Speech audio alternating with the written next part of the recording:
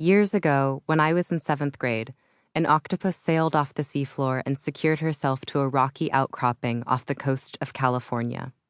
She was nearly a mile below the surface, thousands of feet past any tendrils of sun.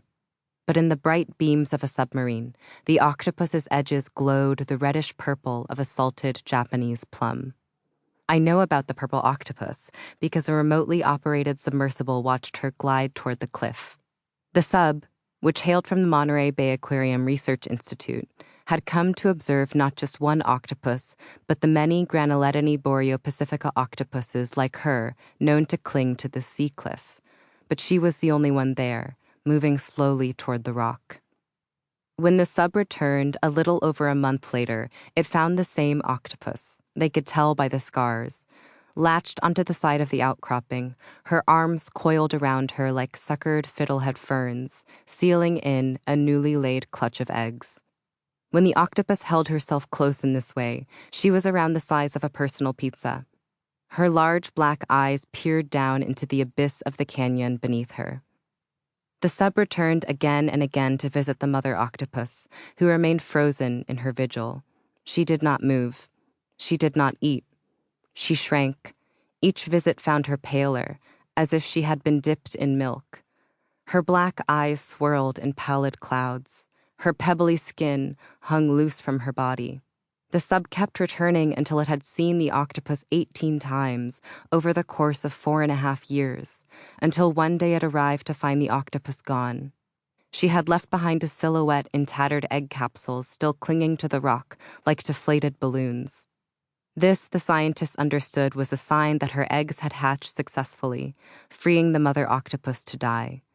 Most mother octopuses lay a single set of eggs in a lifetime and die after their brood hatches.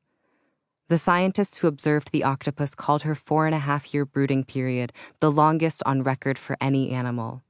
In other words, no other creature on Earth had held its eggs close to its body and protected them for as long as she did. A story in Reuters called her Mother of the Year in the animal kingdom. The previous octopus record holder, Bathypolypus arcticus, was observed in captivity brooding for 14 months, which seemed shattering at the time. When I read about the octopus, I thought about sharing the article with my own mother, but I worried it might be too on the nose. I was hungry to learn everything I could about that mother octopus.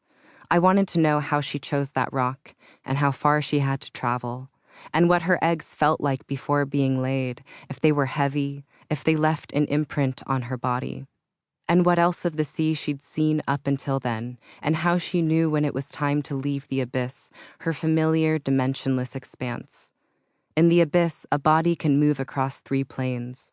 In the abyss, where a human would sink, crushed by pressure and cold, an octopus can meander.